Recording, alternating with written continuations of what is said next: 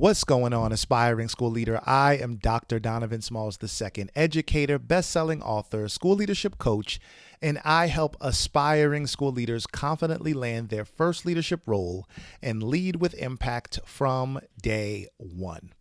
Recently, I had an opportunity to join Principal Baruti Kafele's podcast, the AP and New Principals Academy, and we had such an invigorating conversation. We talked about the assistant principalship.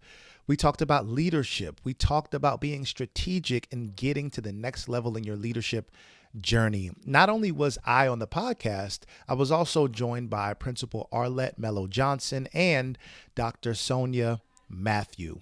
The topic of discussion was I'm an AP. My role is vital to the success of my school. So without further ado, here is my episode on Principal Baruti Kafele's podcast. After high school, I want to go right to your bio. After high school, you came to the U.S. on your own and worked as a domestic worker, learned English, pursued and earned degrees in child development, elementary education, mathematics, Spanish, and bilingual education. That's a lot for somebody migrating to another country and having not even speaking the language yet, right? Talk to us, and for the fam out there who are new to the platform, before we jump into the topic, I always want you to know a little bit about our guests. Talk to us about the drive, the determination, the commitment to leave one's home country, in your case of Brazil, to come to the U.S., to learn English, and then earn degrees again in child development, elementary education, mathematics, Spanish, and bilingual education. Talk to us about the drive. First of all, I just really want to thank you, Principal Kafele, for the invitation. Once again, this platform is it's very special to me. You have created a beautiful culture, and I just wanted to start by saying thank you to you from the bottom of my heart for this opportunity. I'm really here to contribute with a few things that I've learned along the way. But really, you have inspired me in so many ways, and that's why I'm here. Talking back about just reflecting back on my path, I was raised by really caring and dedicated parents. And my mom, she was a teacher. She worked 3 jobs, and she was an elementary teacher in the morning. In the afternoon, she ran her Kumon methods, and in the evening, she taught mathematics in the engineering program.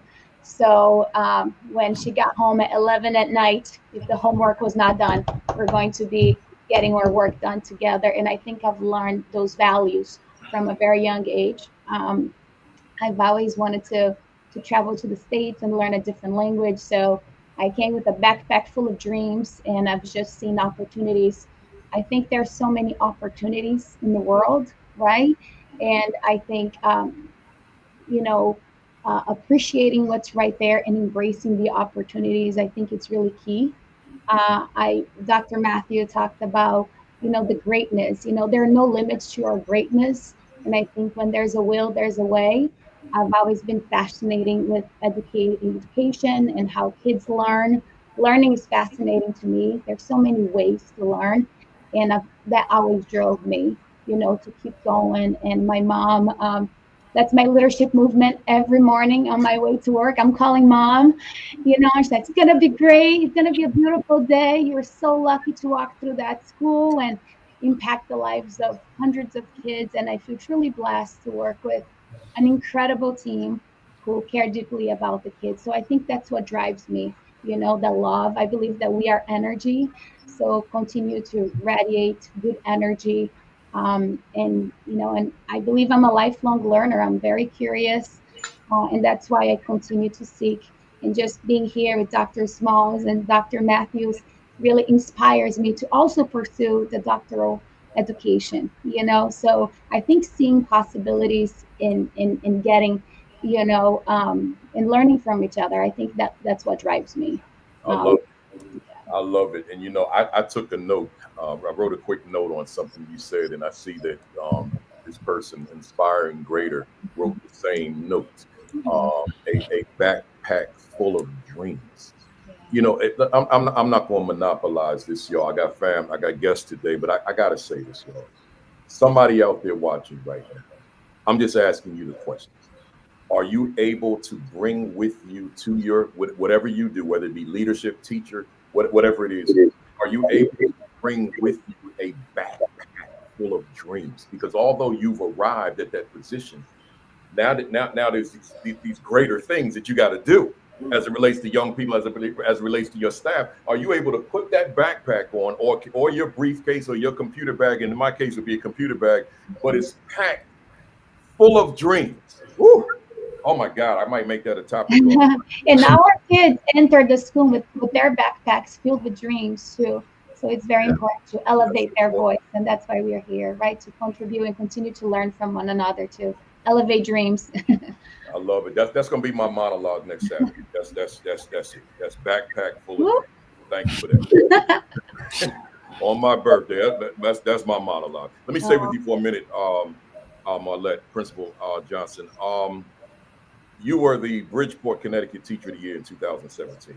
I got a question for you in terms of when you walk into a classroom in your administrative role as principal, but I could ask you the same when you were assistant principal. When you're in a classroom observing a lesson, give us an example of something that you see in that lesson from that teacher that you're able to conclude in real time. This is a phenomenal teacher. What is it that you see that you can make that conclusion? I think there's so much, Mhm. right? Because, and I have so many examples. One of the priorities that we have this year is clarity in instruction. And I even have my little how, why cards, right? To make sure the students understand what they're learning, how they're going to, use that information and why is relevant. So throughout the entire school, you see the what, how, and why cards. And the how is how our teachers are going to differentiate and meet our students where they are, as they are, like you always say, Principal Kafele. So when I see, and there's so many strategies when our teachers connect with our students, when our students are sharing their thoughts, connecting to their background information, when they're bridging information with other things that they've learned, when our teachers are celebrating the learning of our kids, when our kids help one another, right? Or when there's an interruption, but everybody, supports one another during that time. I am so inspired by our teachers here at Franklin. We really have a wonderful team. We have actually an instructional leadership team, and we go. And I think, because that desire here are desires for everyone to see the beautiful things that I'm seeing when I see in the class, when I go into the classrooms, that we have instructional leadership team, and we call it the visitations and our rounds. So I think it's very important for us to make those visits available for everybody, so everybody can see all the great things that are happening and celebrate, and also analyze the challenges too, right? Because then Yep. we can continue to improve. Yep. I just love to see the joy of learning. I think if I had to pick one, one word would be, seeing our kids really appreciate, because learning is a gift, right? I tell our kids every day during the morning message, learning is a gift. Make the most of your learning opportunities, because we're here together and we're going to learn together. Always learning, growing, and leading together is our motto here. I'm gonna put something in the atmosphere for you before I go to Dr. Matthew, Principal Johnson. Um, your next two books, your first two books. The first one is Backpack Full of Dreams, but then your follow-up book, Learning is a Gift. Oh wow! Those are your two books. Now I'm just putting it Gonna in. cry here. I'm putting it I in the love atmosphere. it. You figure out what to do with that. Yeah, But you know there's a lot of content in there, yeah. right? But the one that I'm using right now is this one, though. Oh man. Appreciate it. Oh man. I appreciate You now, I that. should have brought mine. I know, right? Yeah. Actually, my goal setting meeting with Dr. Dr. Diorio, shout out to my beautiful assistant superintendent, during our goal setting meeting. Guess what we were talking about? So thank you, Principal Kafele. So helped out a lot with my goal setting meeting. I appreciate you. I appreciate you. Let's go. Let's go, Dr. Matthew. I'm running the risk on this question I'm asking you. You'll see what I mean in 1 second. You believe in the power of reflection as the highest form of learning to deepen your practice. That's powerful stuff. Now watch this question. Watch this. Watch this. I'm acting silly today. I must be excited about one. Watch this question, Doc. Give us, now I'm putting emphasis on this word, mini. Give us a mini masterclass on what you mean by that statement. Now, hey, Doc, I said mini masterclass on what you mean by you believing that the power of reflection is the highest form of learning to deepen your practice. Because I know you could do the TED Talk on it, right? So go ahead. Let me talk, school us. Okay, so I'm not starting the master class yet. Good morning, good morning, good morning. I've been taking notes already. Arlette, if Principal Kafele is saying in the atmosphere that your 2 books are a backpack full of dreams and the joy, what was it? The joy of learning? What was the second one? Yes. The gift of learning. Then get the gift of learning. So I will go back to him and say, okay, Principal Kafele, I'm going to ask you to please write the foreword for my first book, and I'm sure he will do it. So I am just so honored. Good morning, everyone. I am so excited to be here. This is such, I had goosebumps. Principal Kafele, you had me in tears because you celebrate us. You celebrate us. And that is just so important because in this work, we have to celebrate others. We have to keep them going in this work because this work is hard, right? So sometimes the reflection is only in those moments. I'll give you an example from this morning. This morning, I'm wearing my pink earrings, and I saw somebody in the chat saying they love my pink and green. It's not because of my sorority. I had a pink shirt. But I was so tired from my week. I was so drained from my week. I took a run. I got some thoughts. I tweeted my thoughts, ABC, alignment, balance, and clarity, right? And I had so much joy knowing that I was coming on this platform that I decided, you know what? I'm going to go put this green shirt on. And this green shirt is I choose to stay. I'm inspired. I'm inspired by those giants that I have the privilege and honor to be surrounded by. Because sometimes in our work, again, we don't have those people encouraging us and advocating for us in this difficult work of the AP leadership role. But it is a wonderful role. Thank you so much for this opportunity. So a masterclass, a mini masterclass. I think about. You always talk about planning. You always talk about, speak to us about writing your plan, your blueprint of leadership. So we're learning what we learn, but are we using what we learn? That's where the reflection comes in. We have to take the time to think about what we've learned and put it in our context. Be strategic, right? Pause and execute. So think about what is legitimate and what is frivolous, what is impactful and what is not needed. When Arlette said what, how, and why, that is beautiful because sometimes we have so many initiatives that come on our plate, right? That we can't do all of that. It's too technical, it's too hard. But if we simplify it, that's a reflection and say, okay, what if we frame it as what, how, and why? It's simplistic, but it's impactful. So I would say reflection is the highest form of learning because we cannot just take the information. We must process, we must pause, we must apply it to our context. And we have the support of those around us, right? Like Principal Kafele, he supports everyone on this family academy, okay?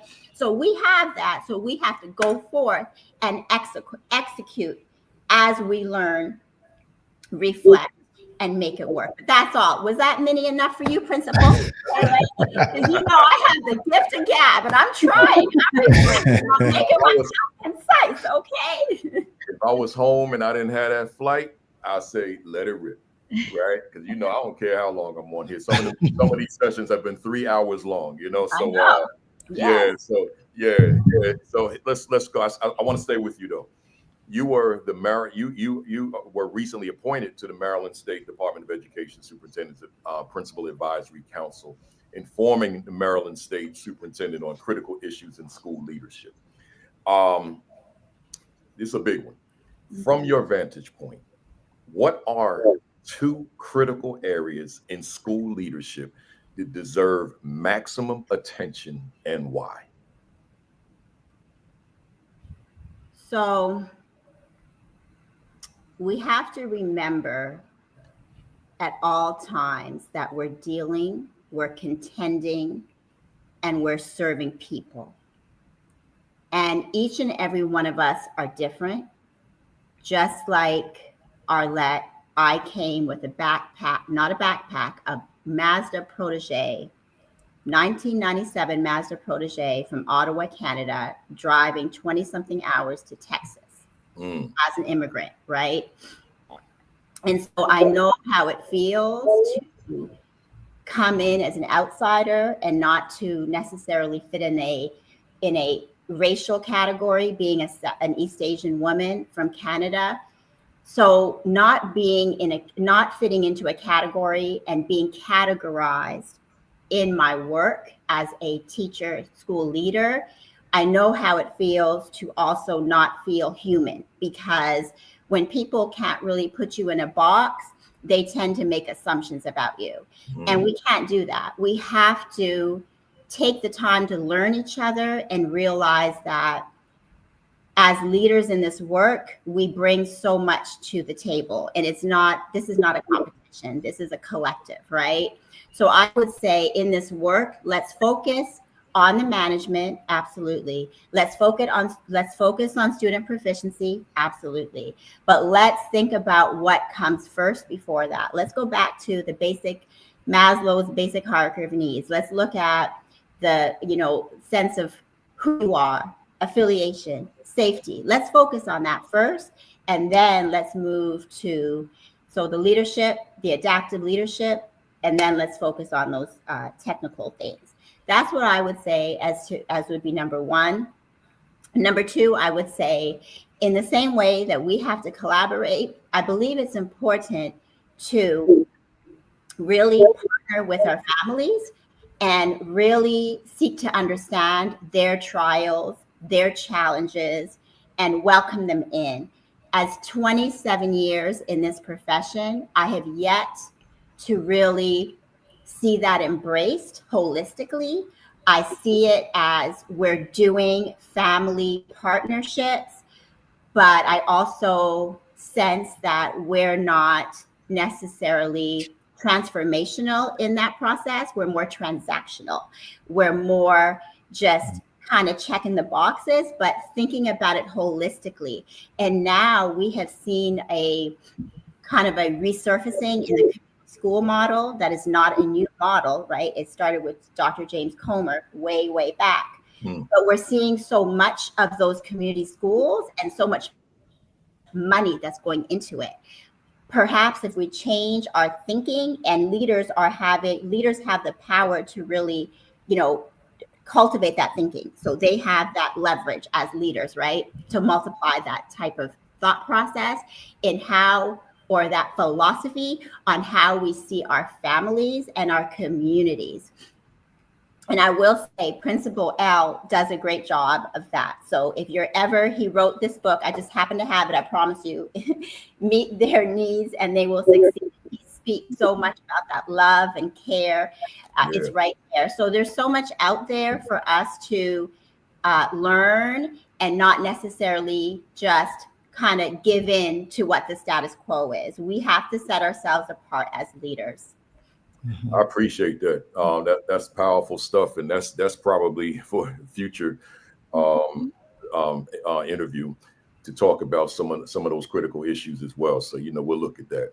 Hey, Dr. Smalls, let's jump into it. There's a statement in your bio that really caught my attention in a mighty way. You said it says now in his 4th year as an assistant principal, he's led transformative instructional initiatives, strengthened school culture, and developed teachers into empowered, high-performing teams that deliver equitable, high impact learning.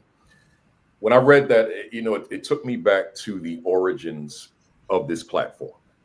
When during the pandemic and everybody was home, and I had the audacity to create something for APs. My nickname to this day is the DJ D Nice of the assistant principals, because at that time, the numbers were off the charts, right? Everybody was home, and I see leaders all the time, and they're like, you got me through the pandemic. I hear that all the time. You got me through it, right? So with that said, that statement, it just epitomizes why this platform still exists to this day, 6 years later. How are you, as an AP, how are you able to be the AP that's described in that sentence, as opposed to being that full-time disciplinarian? What allows you to be who you are? First and foremost, Principal Kafele, I just have to thank you for inviting me on this platform. Oh, yeah. I found you on social media, on YouTube during the pandemic, and I've been a part of the fam ever since. So thank you. Thank you. So one of the ways I'm able to be transformative in my leadership, I think it's by first honoring the mentors and the people that came before me and who took me under their wing. Right. I think that played a critical role in who I am as a leader now. And so when it comes to my current principal, Miss Leonard B. Hill, when it comes to my former principal, Miss Althea Bossard, right? A co-VP, Terrell Ruddy. He was the one who took me under his wing during my first year as an assistant principal, right? Jim Waldron, my co-assistant principal right now. And so all of these people who brought me under their wing were able to teach me how to lead. And so when it comes to being a transformational leader and not just being pigeonholed to discipline, it was Terrell Reddy who taught me how to navigate within my current role and lead in my lane. And so for me, yes, your principal gives you a role and responsibilities and things that you must handle. However, as an assistant principal, it is our responsibility to make sure that we are being transformational and being instructional leaders, right? And so within the role that you are given, you have to figure out how can you be an instructional leader. Nobody is going to hold your hand. It goes back to your monologue and what you talked about earlier, right? It's about what is going to be my daily plan. And so when I create my plan, I'm structuring it around getting into classrooms first thing in the morning, right? Supporting our teachers, saying good morning to students because they may have not gotten a good morning from their parents or whoever they live with, right? And so it's important to tap into the role and responsibility that I have, but figure out little ways that I can be an instructional leader within that role. That brings me back to my first year as an assistant principal, right? And so I think we constantly are talking about be an instructional leader, get into the classrooms.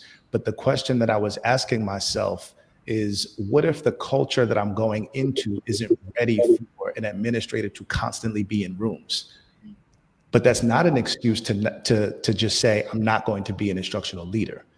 That is to say, I have to be creative in the way that I'm going to do it. So maybe that means I'm building authentic relationships with one or two teachers that will allow, like that we're creating this synergy that I can go into the classrooms, get the feedback that I need, because we have to remember that teachers will talk, right?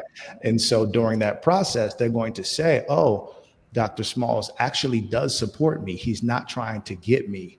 And when you start developing a reputation of support for teachers, that's truly how that transformation is going to happen, right? What about being creative in our approach toward interviewing students to see the instructional practices that they actually benefit from? And then I can use that data and then provide a professional development session around supporting teachers around the things that the students have said. And so that's what we did at Union when I was there during my first year. And those are some of the things that I try to take along with me, right? It's, yes, I have a role, I have responsibilities, I have discipline to deal with, but that's not an excuse for me to say that I'm not going to be an instructional leader. I have to find a way. I love it. You know, that deserves, that last part deserves repeating. Yes, you're going to deal with the discipline and whatever the other ancillary things are, but that doesn't make an excuse. I'm just paraphrasing you for not being able to do the things that matter most, right? So Right. I'm repeating that for somebody out there that may be feeling, because I meet those folks all the time, including this week, that I'm just too overwhelmed to do the things that you keep talking to us about, Kafele, and as it relates to instructional leadership. So if that's you and you just heard Dr. Small, and we're going to give contact information, I keep saying Smalls with an S. So we're going to give you the contact information later. So if you want to reach out, you know, you certainly can do so. Let's keep going, Doc. Your bio states where we at. Your bio also states that you serve as the executive board member and chairperson of administration for the New Jersey affiliate of the National Alliance of Black School Educators, a company, an organization I've been a member of since I want to say back in the late 90s. You know, it's been a long time. But here, let me keep it going. Advancing equity and excellence across the educational landscape. People that know my work know that equity is in my DNA. And also I have a whole lot of concerns about what's happening with that word across the country. So I want to zero in on that word equity. Nationally, my question to you, Dr. Smalls, nationally, how do we advance equity? You know, to use the language you used about advancing equity, how do we advance equity when this word has become so stigmatized, right? So politically charged that half the country have literally banned its usage in schools, right? Like I'm literally told on this computer, on Zoom calls, in talking with a client about what my day will look like, it's always said, now remember, Kafele, don't forget where you are. You cannot use that word and words comparable to it when you come here. And then a couple of organizations, just as of late, hope they're not on here right now. They you know, we had the whole conversation, and then they reached back out to me and said, can we have a follow-up meeting just to ensure that you understand that you can't use these words, right? So it's that deep. So my question again to you, how do we advance equity when the word has been being banned in so many places? What do we do in those particular states, which is half the country, to ensure that children are receiving an equitable experience in their classrooms? I think it starts with identifying what equity is, right? And it's what you constantly talk about. It's meeting every student where they are, as they are. And if we take that approach in terms of meeting every student where they are, as they are, I think we continue to do the work. Yeah. I think that if we are hung up on the word equity, yes, it might not translate in certain areas of the country, right? But I think if we do the work of equity, that's what education is. That's the heart of education, right? That's why we're in this business now. It's to meet every student where they are, support them in the ways that they need to be supported, and just continue to do the work. I don't think we can stop because it is a trigger word for certain people or for certain communities, right? I think we ultimately want equity, right? I think everybody wants equity. However, the word has been hijacked to mean something that it actually doesn't mean in certain spaces, right? And so I think if we just continue to do the work of equity, sometimes we might have to pivot from using the actual word, right, the trigger words, but we can still do the work. I think every day we go and we support our students in ways that they need to be supported regardless of where they are. That is equity. I might not have to say that word. I might have to be tactful in the approach of where I use that word. But at the end of the day, that doesn't stop us from continuing to provide equitable experiences for all of our students. So we just continue to do the work. I love it, and I did this because you're spot on. I can do a whole 6, 7, 8 hour equity presentation and not utter that word one time, right? Because it's the work, as you say. We don't have to use the word, right? But there's no one that's going to dispute that meeting children where they are as they are is problematic, right? So I just won't say it. I don't want to divulge too much, so we'll keep it right there, right? As Luther said, keep it right there, right? So let's move into our roundtable on this topic. I'm an AP. My role is vital to the success of my school. I want to throw a question out there. You, whomever wants to jump in here, jump in. I got 4, and it'd be good if I can hear from all 3 of you on each of these. Take your time and on how you answer. And on your first one, I'm going to take a slight break, so I will be right back. Right, but anyway, and I know my mother is laughing right now as I said that, but that's a private joke, right? So that you were probably all figured out already. So anyway, beyond discipline, cafeteria duty, bus duty. In what area do you see the AP being vital, or areas, I should say, being vital to the success of a school, right? Anybody jump on in here. My volume would be up. I'm gonna hear you. I just gotta take a quick break. Where we at? Floor is anybody's. I can jump in. So absolutely, instructional leadership is the key and the focus of how we lead. And it doesn't necessarily have to be a formal role that we play. So our visibility, our interactions with our teachers, our support of our teachers, and being very aware of where our students are. So back to your point, Donovan, knowing, Dr. Smalls, knowing where our students are instructionally, and that can only happen through those relationships and those mini conversations, right? So when we know these areas that our students are in need, we are then able to be strategic in our little micro steps that we take every day in our leadership. So even when we are doing cafeteria duty, are we interacting with those students purposefully? If they're coming to our office and they're in trouble, do we know them well that we can actually put a book in front of them and they're reading at their instructional level, and we're encouraging them, we're celebrating their little wins, because that is also very strategic. So I love what you said, Donovan. I'm sorry, I keep saying your first name. It's fine. Because we know each other, right? Right. But even what you said about we have to find a way. So our work is one that's very ambiguous and it's very demanding, and everything can shift, right? We know this. So we have our to-do list. It doesn't get done. It continues to grow because things happen. Emergencies happen.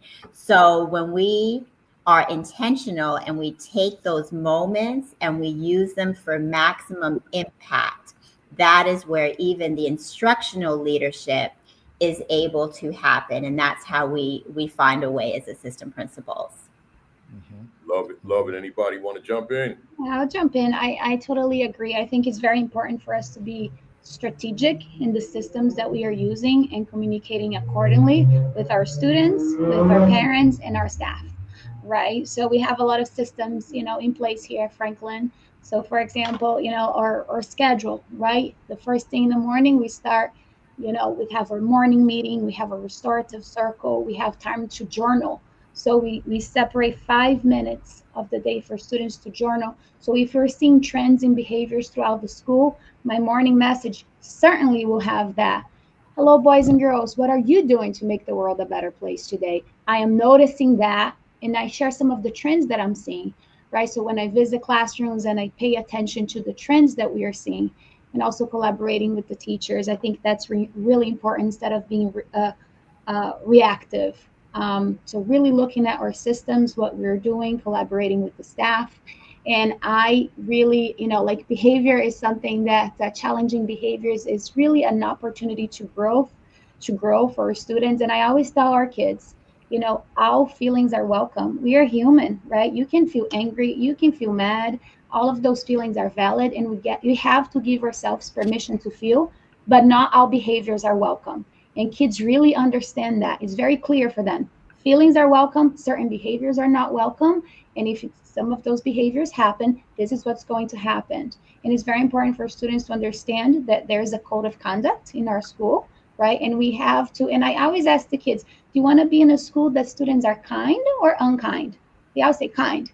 So you are a part of this community, right? So we have to work together. And I'm trying to be more creative now in regards to the consequence piece. So, for example, if we have a new cell phone policy, right? Students not supposed to be using cell phone during the school, which is wonderful. So I had a student who, accidentally had the phone out.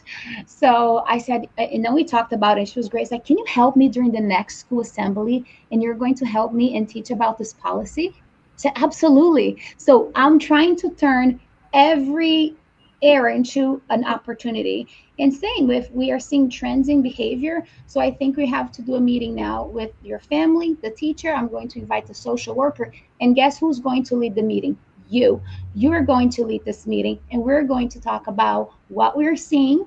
And it's very restorative, right? What happened? What are we going to do? How that made you feel, or maybe how that made your friends feel. And most importantly, what are we going to do next to make it better for you, for me, and for our beautiful community? And we always finish, it doesn't matter what behavior it is, we finish with affirmations.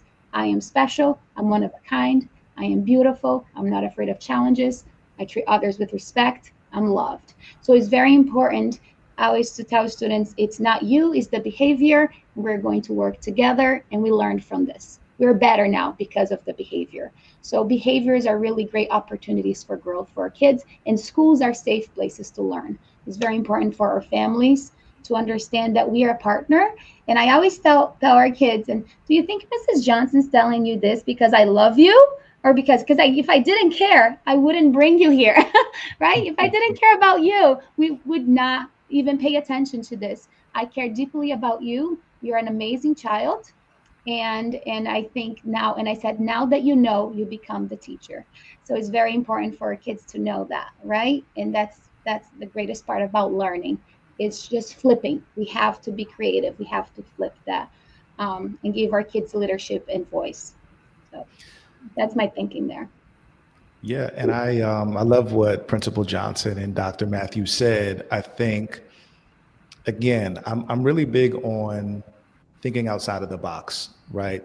Not limiting ourselves to particular roles and responsibilities. So even with bus duty or cafeteria duty, I can still have an instructional conversation with teachers and students. So I'm not limiting instructional leadership to one aspect, which is extremely important getting into classrooms, right? We should be doing that. We need to do that. However, it reminds me of the doctoral program when you're doing your research and they talk about triangulating the data, right? You need multiple data points in order to prove the validity and reliability of the study. So if I'm looking at my instructional leadership only from the lens of getting into a classroom, I might be missing the mark. I still need to figure out ways that I can have an instructional conversation with my teachers when they have lunch duty. We can still talk about the instructional practices or an assignment or a lesson that they have conducted while we are circulating the cafeteria, and I can still be providing them with effective feedback, right? It happens all the time. And so I think, again, not limiting ourselves to the responsibilities that we have, but going beyond that. What can I do in my current circumstance to still be an instructional leader, even if I'm outside of the classroom? And then I think about how, as an assistant principal, right, I'm thinking about sports, right? I have a sports background, I have coaching background, and the primary responsibility, I think, or one of, as an assistant principal, is to be an extension of your principal, right? I was a point guard. You are an extension of your coach, which means that your principal is only one person and can't be everywhere all the time. And so if you're an extension of your principal, that means that you are still doing the work of your principal by visiting classrooms, checking in on teachers, doing the things within your lane, but that align with the vision, the mission, and the core values of your principal. So again, we're not making excuses. We're seeing ourselves as an extension of our principal. But the only way that I can align myself with their mission and vision and core values is if I spend time with them, right? I have to know the way they think. I have to know the way that they would respond. Not to say that that takes away who I am, but as you always say, Principal Kafele, you are number two, not number one, right? And so I have to make sure that I'm in alignment with my principal and I'm doing the work that they would do, but I'm doing it my way. And so I think it's not making excuses, continuing to get outside of the box, but leading in my lane. Yeah, yeah.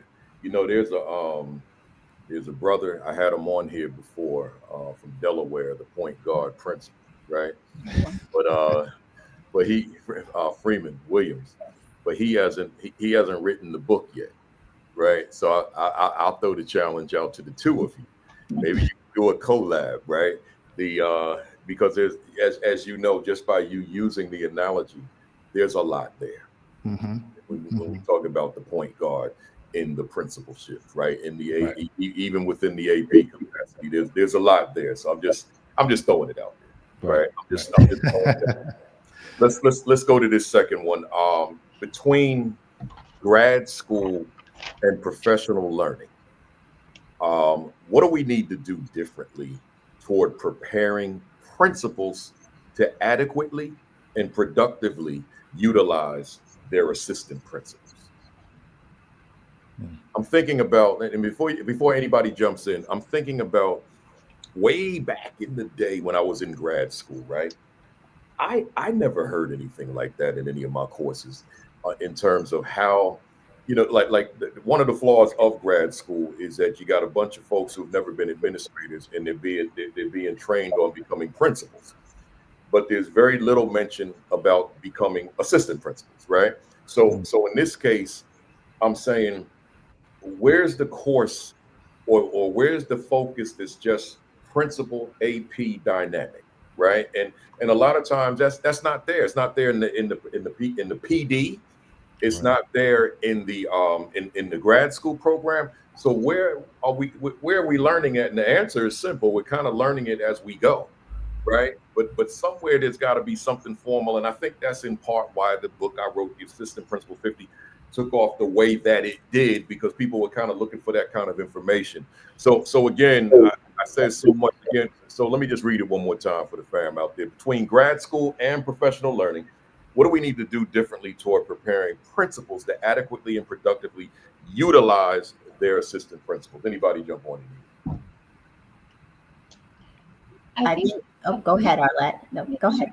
We gain so much knowledge, you know, throughout all of our various experiences, you know, in grad school, you know, being here every Saturday, boy, I have learned so much. And that's why when you invite me to come, it's like, I hope I can contribute 0.001% from what I've learned from all of the guests here. You know, there's books, there's so many things, and there's so much information out there, right? Sometimes it's just connecting the dots, right? Understanding your priorities, the school mission and vision, right? And sticking to those and making a reality. I had a phenomenal principal Mr. Eric, I was gonna say Kafele, Conrad. He was my principal from 2019. He was a first year principal, and I was his AP. And 2 years ago, I became the interim principal here. And this year, I'm first year principal. I have learned so much with him. And just reflecting on your question, Eric was always so intentional, and he always took the time to sit with me and talk about the priorities. And he had a glass jar with the big rocks and the little rocks, the nice visual. So we always talked about, always zooming in and zoom out back against the classroom and the needs. And I have learned so much with Eric. I'm so grateful for him. And now, last year, when I became an interim principal without an assistant principal. So I moved from being an assistant principal to a full-time solo interim principal. I had to prove myself without an assistant principal. So it was a very challenging year, but I'm very grateful because the team was wonderful, but was very, very challenging. So this year, because our number grew quite a bit, we welcome 30 more kids. So I do have a wonderful Amy Pinto. She's our assistant principal here twice a week. So I wish she was here full time, but I am still learning. I'm learning how to be a good principal for Amy. And so what we're doing, we're calibrating, right? So we had goal setting meetings we're doing together. We're visiting classrooms together. We are, and it's so wonderful when she's here. Oh my goodness, it's wonderful. Assistant principals are the best, So I think it's very important to calibrate our work and, go back to what are our school priorities, what are our district priorities, and making sure that we are aligned in this work and not giving us more work, right? We're going to make sure we're just bridging, right? Because sometimes it feels like something new. No, like this is what we're doing, right? And these are our goals and priorities. So just streamlining those and bridging and communicating accordingly with students, parents, and the staff. So that would be my long answer. That's good stuff. It's good stuff. I know you were jumping in, Dr. Matthew. Go ahead. Definitely agree with everything that Arlette said. I think it's really important to be very clear on your purpose as a principal, given the district mandates, the district goals, and the roadmap, the strategic plan that your district has put into place. So once you have that as a principal, thinking about what is it that you can integrate in your leadership style that works for you to best help and maximize your assistant principal. But you also have to know your assistant principal. You have to know their strengths. You have to know their areas, and that takes an investment of time. Sometimes, and I tell this to people all the time, I've worked for at least 5 principals, okay, in not very many years, right? So as in this capacity as a administrator, right? So even with the principal leadership styles that you encounter along the way, if the principal is not communicative, okay, there's no slight on the principal. This is not a slight on the principal. I'm not saying that there's a deficiency. I'm saying there's different leadership styles that you as an assistant principal with, right? So that's where the reflection piece comes in. You as an assistant principal need to know that, and I love what one of your previous guests said on this broadcast. Like you always say, you're the number 2, right? But you have to be number 1 at being number 2. That has stayed with me. Okay. So again, reflecting and saying to yourself, let me learn this principle. He's coming in, she's coming in. Let me observe how she or he moves, how she or he is executing the plan. Let me ask the right questions. Let me do my homework. Let me do that work I need to do as an assistant principal to now work alongside my principal and make sure that I'm a united front. I'm supporting that principal. I'm making that principal look good. And if I may not be receiving that coaching and that mentorship, that's okay. That's okay. There's other ways to get that. As a principal, the question, I believe, was what do the principals need to do? We know that the principal needs to coach us, right? We know we need that. We need that development. We need that learning. We may not always get it. And that's why these types of platforms are critical, because there's other ways you can read, you can ask the right questions to learn what you need to do as an assistant principal. But as far as what we need the coaching, we need the differentiated coaching, and we need the prioritized of the work. Because if we silo the roles, if we say you're doing buses, discipline, et cetera, lunch duty, if that's all we do and our mind is wired to be very one-dimensional, we're not doing those things like integrating that Dr. Smalls and Arlette and I spoke about. We're not maximizing those moments because we're not thinking of it that way. So it's important to, I would say, take that personal accountability as an assistant principal, get the learning that you need, and just, reflect on it often. That's what I would say. Love it. Yeah, and I think principals have a very dynamic role, right? It's not just that you're leading a building. I think principals also are responsible for coaching and mentoring their APs, right? So there's another dynamic here.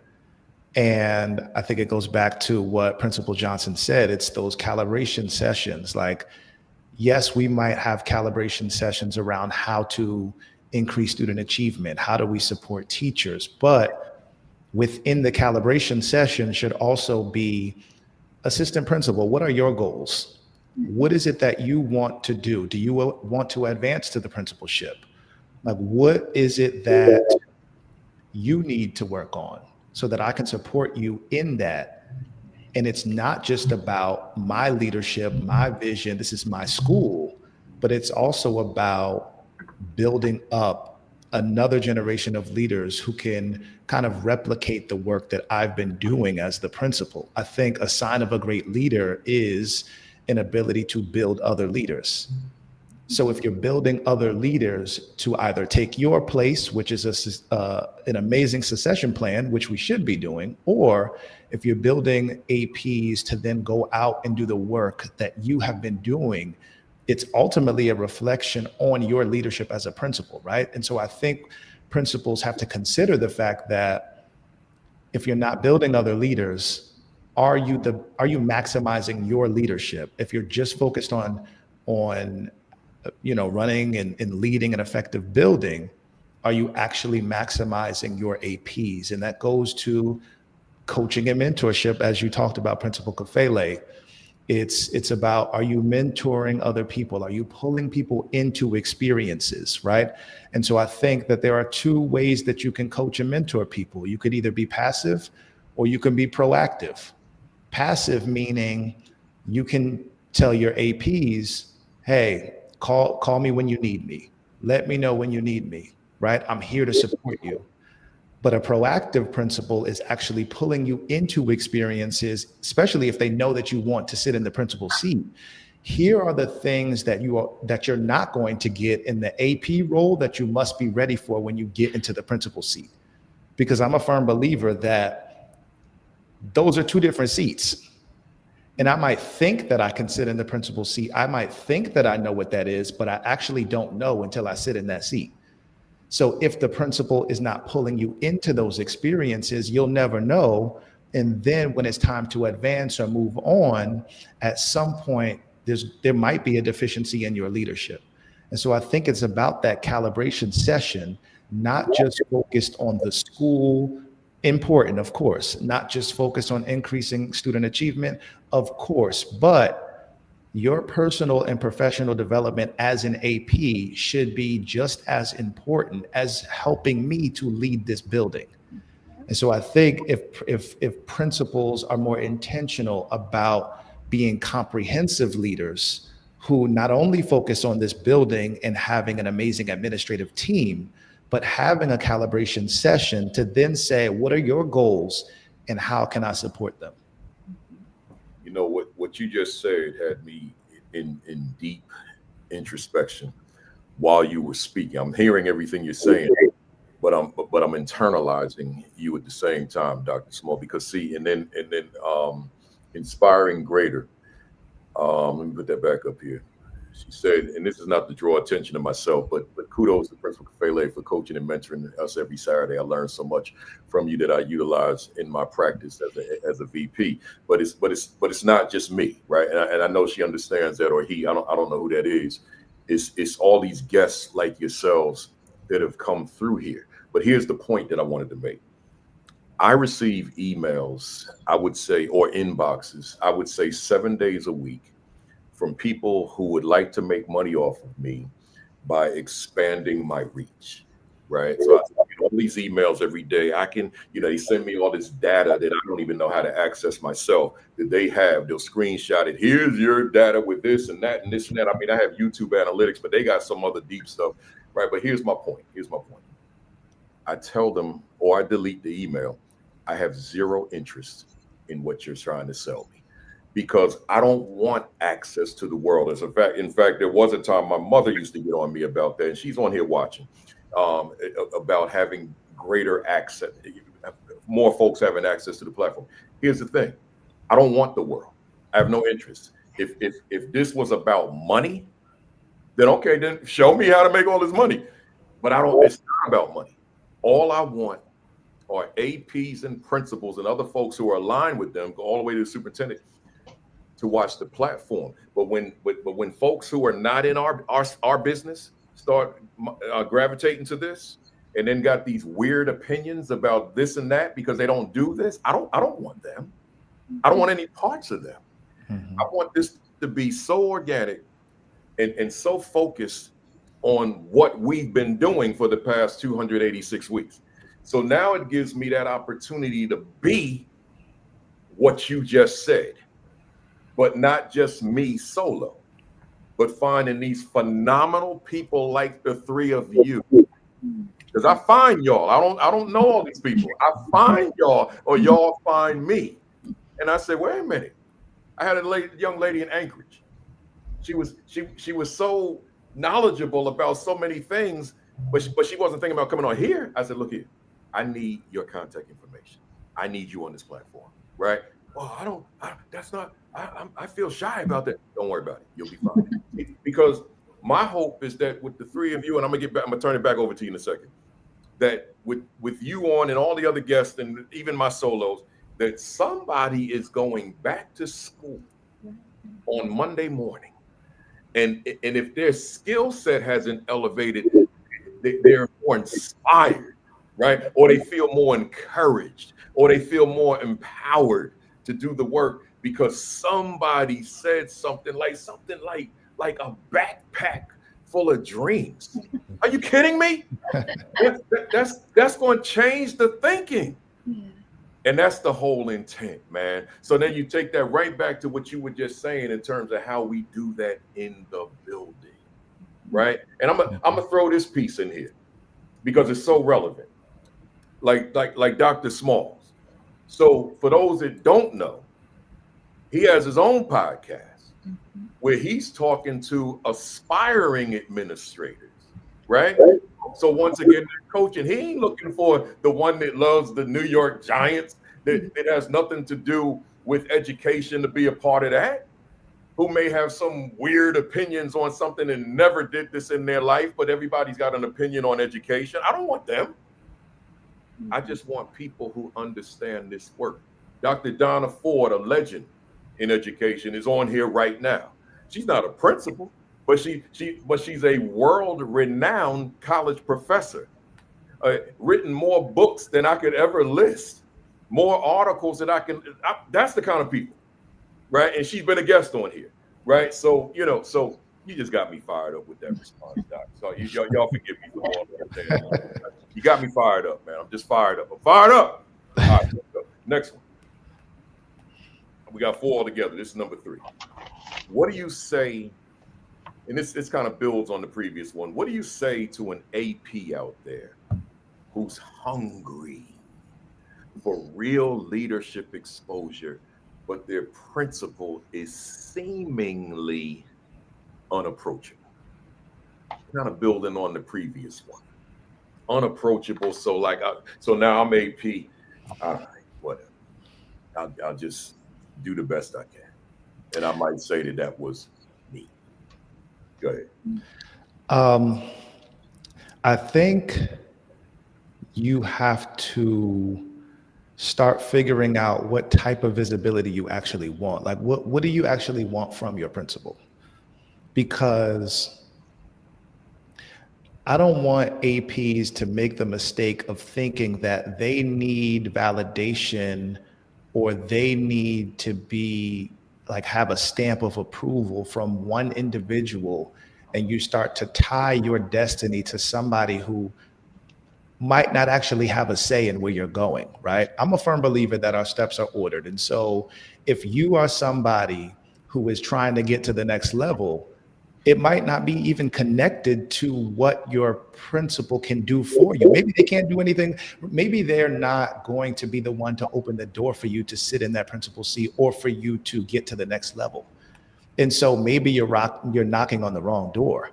Maybe you need to start doing what Dr. Matthew said, is making those authentic connections with people online so that you can start to get your name out there in that way. Maybe you start making connections by going to conferences, right? That's how I met Dr. Matthew and so many other people. Maybe you need to figure out, read some books in terms of building your instructional leadership, right? I think it's important to continue to revamp your resume. But what are you doing? Not making excuses and using that as an excuse to say that, oh, my principal is not doing X, Y, and Z. Well, it's not their responsibility. It's yours. It's yours, right? And so again, I feel like we cannot tie our destiny to people. You have to figure out ways to make it work, right? You got to figure out a way to make it work. That's it. It doesn't belong. We have to get out of the mind frame of thinking that gatekeepers are going to open a door. Maybe they will, maybe they won't. But what are you going to do in spite of that, right? Take the power back and stop giving it to people. I ain't gonna say nothing.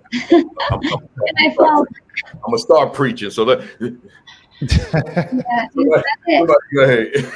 No, that's so good. And just going back to your book too, our job, our kids' job is to learn, and our job is to improve student achievement and the continuous growth, right? As an AP, as a principal, I think we have the same goal, right? So I think that every school has a school improvement plan, and you are part of that plan. You have roles and responsibilities in that plan. If you go to that plan, I'm sure it doesn't say lunch duty, I think it's always should be focused on high quality instruction.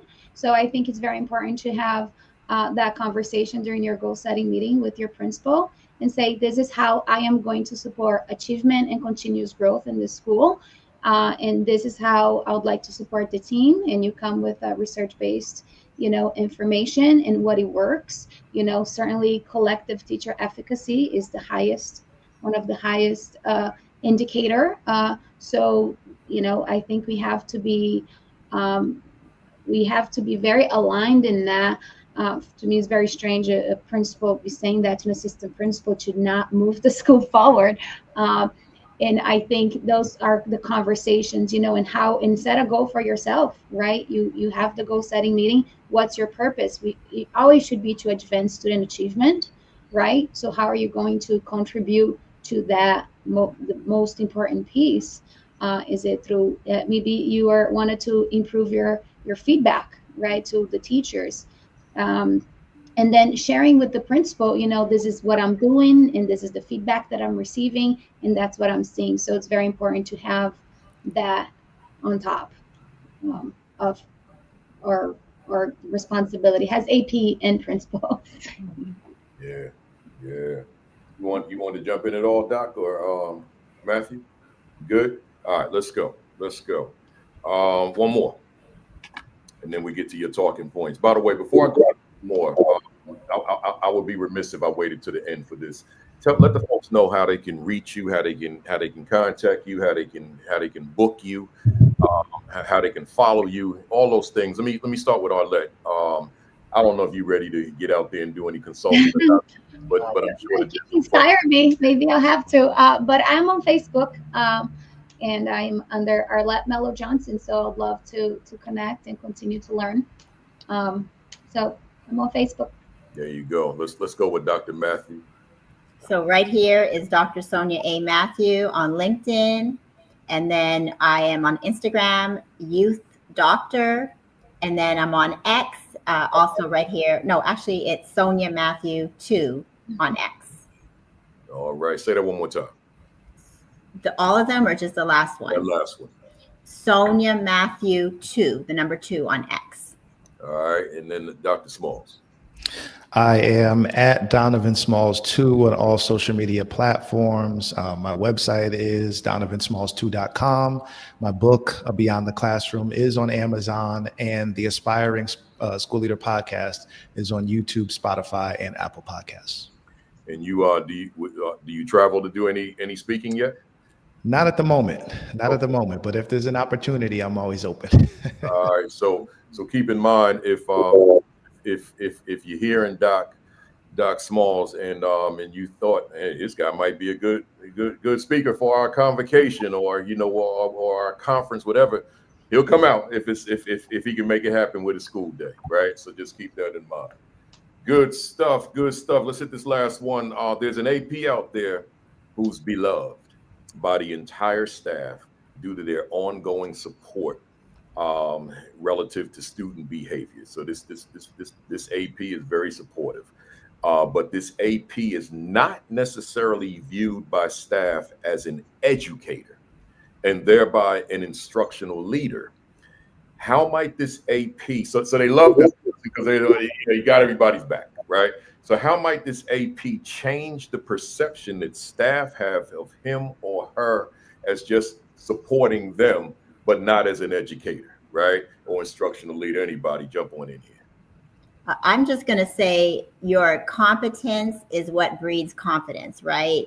So you have to do your homework. If you don't, you're not going to know everything. And so people who think that they're better because they know all the information, like that is not the move, right?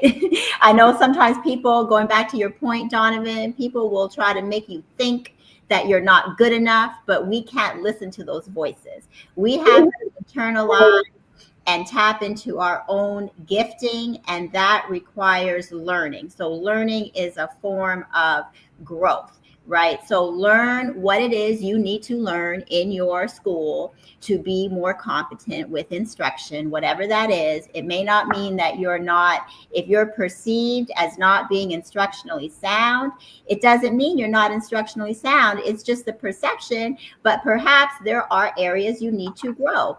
So face the facts and do the work and show up and win. Show up and win. There's your book. I'm serious. I mean, think about that, Doc. Show up and win. Because see, on the one hand, we could say show up. All right, but then what's that mean? Mm-hmm. Show up and win. That might be your title. Yeah. It also sounds like a great monologue as well. Absolutely. Y'all know I've been writing, man. Is it? I wrote, when Arlette was talking about the backpack full of dreams, I wrote a backpack full of dreams monologue gem. That's what I wrote. That was the first line that I have here. Yeah. That's a big one. Anybody else want to jump on that? Yeah, I think the perception isn't always reality, right? Like Dr. Matthew said. However, if the perception is that you are a full-time disciplinarian, I think you have to do some self-reflection and ask why. Like, what am I doing as an AP that's contributing to that perception? And how can I change that? I think you can start changing that on Monday by doing that self-reflection and aligning yourself with the thing, like do the things that instructional leaders do. Get better in terms of your coaching and feedback, but are you even having those type of conversations? When was the last time you've actually been in a classroom? When was the last time you had an instructional conversation? I think when you start doing the work that instructional leaders do, the perception will change, because the staff, they are paying attention, whether we believe they are or not. So they know who the full-time disciplinarian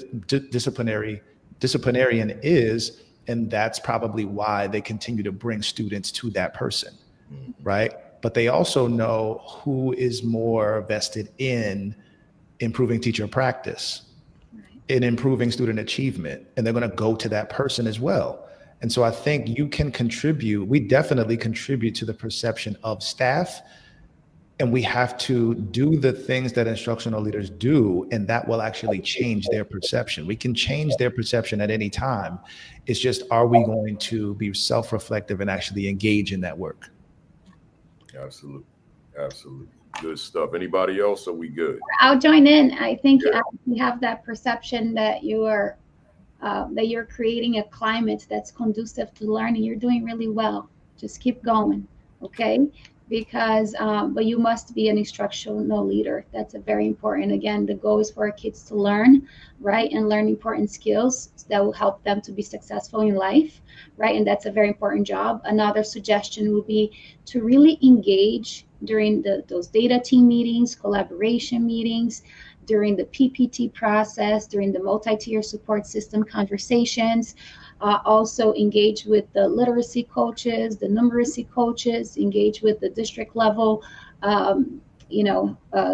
humanities director, everyone, they're a phone away, and I think it's very important. We don't need to be perfect in all the areas, but I think we need to know and to have that influence, right, to connect with other people who can help us continue to elevate the work. Because I believe we all have areas that we must grow, right? And I think I think you always say, Principal Kafele, self-assess, self-reflect, and then tell the other two. Self-adjust, self-improve. Self-improvement. Thank you. And they call the mirror, and self-care. right? And you know what I think is really important too, to have really a growth mindset and be open to feedback. Sometimes that's hard for people, because sometimes we're thinking we're doing something that's having a greater impact, but it's not, but then it requires you to self-reflect. And sometimes, those are the people who will tell us, and then you change and it's better. So, and it's okay. And that's life. We continuously evolving. That's what's the beauty of, there's always another day. The sun will rise again, and it's another opportunity to learn, grow, and lead together. So and that last part, Arlette, Principal Johnson, that's important, because the work can be so challenging. It can be downright overwhelming. Too much. But when you put it in that context, but the sun will rise again. We get another opportunity. That's the beautiful thing. We get a reset, regardless of how challenging the work may be, and wherever those challenges are coming from. We get a reset. The sun will rise again. Key is the journaling. Did we journal why the day was so challenging, and then formulate a plan on how we're gonna move forward? Yeah, but then when you think about your why, right? And just thinking like, I'm coming to this building again, and I have another day, another opportunity to impact the lives of not only the kids, but the families, the staff, and the community here, and I think someone said in your platform or somewhere else, I heard that we have such a special opportunity to not impact this generation, but maybe future generations through our children. And I think that's the seed that I hope we leave here, right? This, life is a breeze, right? We are here for, a period of time, and hopefully our impact is powerful and long lasting. Long lasting. It's go ahead. Was somebody talking? Okay, here we go.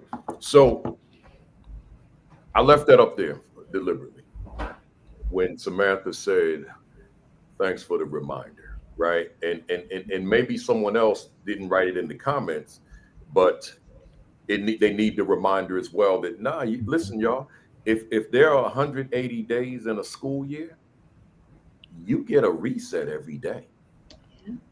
But for me, and this is just me, the real challenge and opportunity is what you do between time.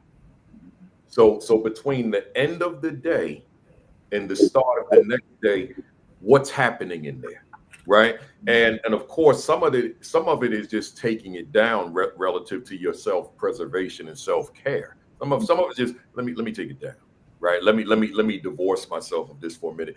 But in addition to that is once again the documentation, the journaling. Like, okay, my day was rough. Why was it? And sometimes when we start journaling and use those other portions of the brain, we may come up with some things that we hadn't really thought about. We may be thinking about the fact that because of this guy, this woman, but we may not have looked at, but because of some things I needed to do different, right? So how we maximize that time between dismissal and the start of the school day, or dismissal and when you go to bed at night, right? Whatever it is. But that matters, that in between time, because within that is a plan to go into tomorrow, and that matters. Good stuff. Let me go to these talking points, man. We ain't gonna get through all of these, man. It's Principal Kafele. Principal Kafele. Go ahead. Can I say something right quick? Absolutely. So I encourage everyone, think about those little steps. So because steps compound over time. So think about the habit of journaling. It's hard, right? If you're not a person who journals, right? If you're not a person who writes, but just like you said, your brain, it does something to the neuroplasticity in your brain. Okay. And so even if you just write a little bit, if you like brain dumping, categorizing, Principal Kafele has a great, I think it was 3 years ago, on the blueprint, on the identity, all of that is there. In your book, there are 50 questions. Even if you just took, I have it right here. I have it flagged. It's on page, it's chapter, what it is. It's all about time. How do you use your time? How do you maximize, striving to maximize your time as an instructional leader? There's 50 questions. My challenge to everyone, because it's worked for me. So I'm not sharing this because of any other reason, but because I practice it, right?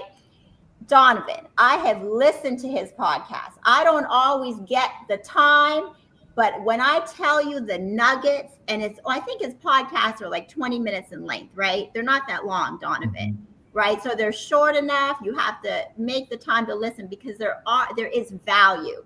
And so going back to the writing, take the time to plan, even down to the minute, and then take the time to write down how that use of your time has maximized the goal of your impact, and take the time to write about how one action step of how perhaps you can do better. If you do that, even if you carve out 5 minutes a day, it will compound over time. It will create that habit, and you will be more intentional about how you use your time. So I just wanted to throw that out there. No, I'm glad you did. That's powerful. That's powerful. Let's go to your talking points. We'll probably go one round, and then I got to jump on this airplane, and then we'll reschedule you to come back. So let me start with Arlette. Where we at with Principal Johnson? Banners. Okay, here we go. So let me read the first part from the screen, and then I'll give you the rest of it. So supporting, this was under the banner of instructional leadership, and she says supporting the principal in cultivating collaborative teacher efficacy in a systematic way turns our school into a true pedagogical learning lab where coaching, collaboration, and now here I go with the rest, data-driven reflection help every educator and student learn, grow, and lead together. With that said, Principal Johnson, the floor is yours. What are you expressing to us? It takes a village, right? It's very important for the village to plan, right? Plant and harvest together the success, right? And all of our needs. So I just want to shout out to our instructional leadership team and also Gil Traverso, who's my mentor, who's helping us connect the dots here. So I talked a little bit about our instructional leadership team that we're visiting classrooms. Those visitations has been life-changing in the school. It's just creating such a great vibe because we talked a lot about those nuggets. So it's teachers visiting teachers and getting nuggets and celebrating our students, right? And giving ourselves feedback and also celebrate all the great things that are happening. So our focus is, clear, objectives when we're teaching, making sure you're following this scope and sequence. And then when you come back, and it's nice because everything is aligning now, right? When you go to the data team meetings, we are using what we are learning from the instructional leadership team to create those goals, analyze through that lens. So it just creates a really nice learning lab for our team because, as you know, learning is constantly evolving, right? So right now there's someone researching and maybe will come back to us and we're going to learn new ways to do things. So very important to have that growth mindset and continue to provide each other feedback. So we have our data teams on a weekly cycle. So 1 week is about math, 1 week is math. The following week, we connect with our special education team, our multilingual teacher, and our social worker comes. Then we talk also about attendance. And the following week is social studies, science, and purposeful play. So we're constantly connecting the dots, right, and improving and refining. So I learned so much from our teachers, and they also learn from each other. So this work is an important work because we all have the same goal. So it's make sure we're all walking together. I just love the humility of being able to learn from the folks that report to you, right? Being able to learn from the teacher, not just I'm the almighty and I've got all the answers. But like I used to tell my staffs all the time, I know I am not the smartest person in this room, meaning a staff meeting. I ain't nowhere near the smartest person in this room. I just happen to be the leader, but I gain an intelligence because of the intelligence of the people who were sitting in those seats, right? See, my ego will not prevent me from being that guy. It's just like if I'm out speaking somewhere, I know that there are folks intellectually who can run circles around me. I'm just blessed to be the one on the platform, but I don't have to pretend that I'm the smartest person in the room. Just like this platform, I ain't the person of the 4 people I'm looking at right now, meaning myself and the 3 of you. I know that, right? I just happen to have a platform, right? That's and that's I think that just makes us better leaders, when we can come to grips with all of that, right? So let's go. Let me go to Dr. Matthew here.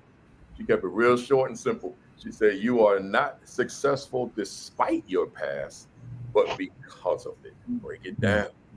So all I can say is I come to this platform with so much gratefulness, right? Because I'm not any better than anyone out there at all. Just like you said, Principal Kafele, it has been a process. This wisdom, I did not even know that I would become someone of wisdom.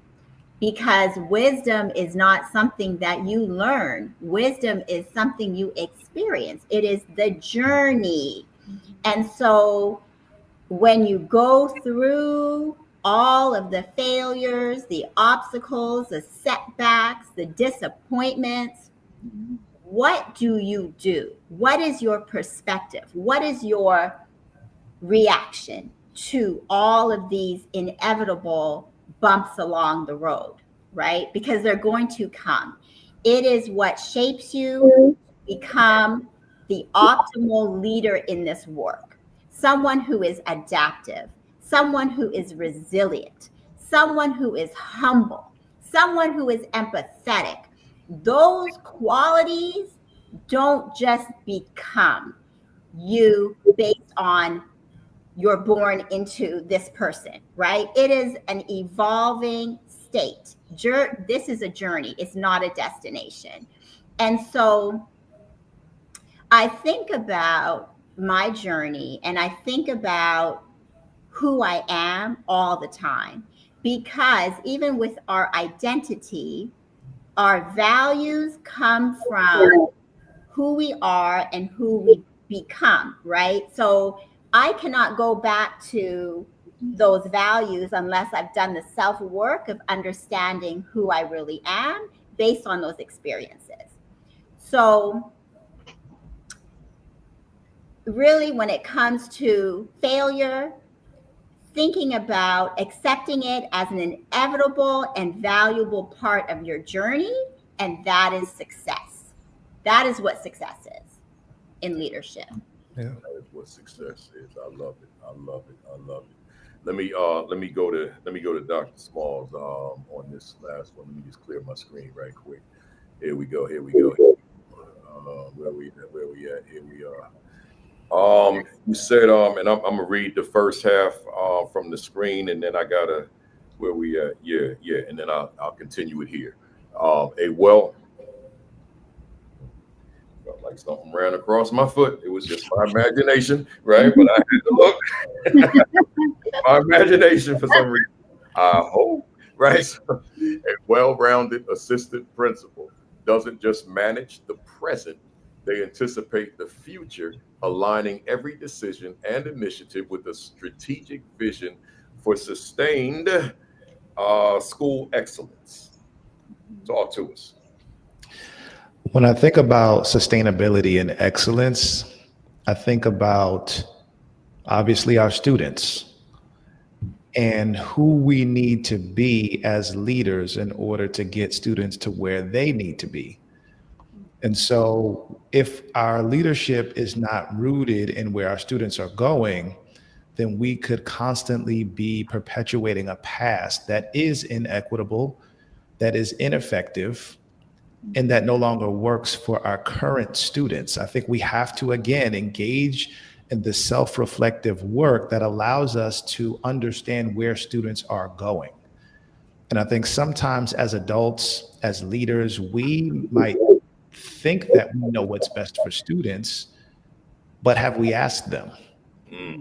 Are we actually pulling them into conversations for them to inform us on how we should be leading them?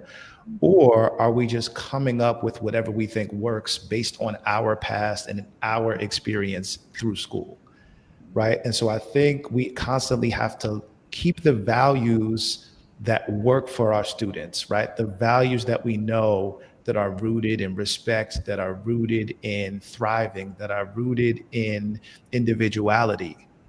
But if we truly want to be futuristic leaders that are preparing our students for their next, we have to be reflective and then ask them and pull them in, as opposed to just assuming that we always know best. I think as leaders, sometimes we can get on our soapbox and think, I know how to do this, I know what's best.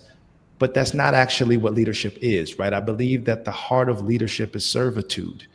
And if we get into leadership to be served as opposed to being people that actually serve, then we're missing the mark.